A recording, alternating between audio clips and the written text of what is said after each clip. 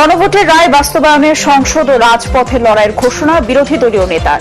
বিএনপির স্বেচ্ছাচারিতা বন্ধ না হলে আবার ফিরবে জুলাই।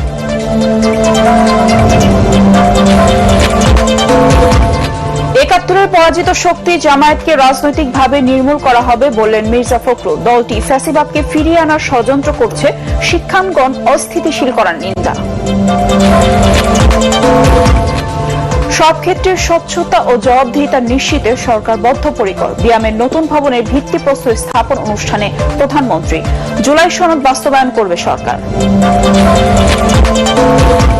20,000 কোটি টাকা ছাপানোর তথ্য সঠিক নয় জানালেন অর্থমন্ত্রী। টাকা না ছাপিয়ে বর্তমান সংকটময় পরিস্থিতি সামাল দিতে কাজ করছে সরকার।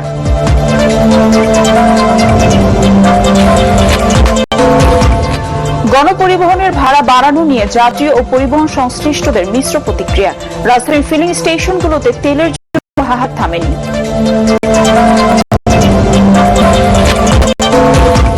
এবং ইরান এখনই আমেরিকার সাথে বৈঠকে বসতে নারাজ। পাকিস্তানের সফররত দেশটির পররাষ্ট্রমন্ত্রী। তেহরানকে অবরুদ্ধ রেখে কোনো আলোচনা নয়।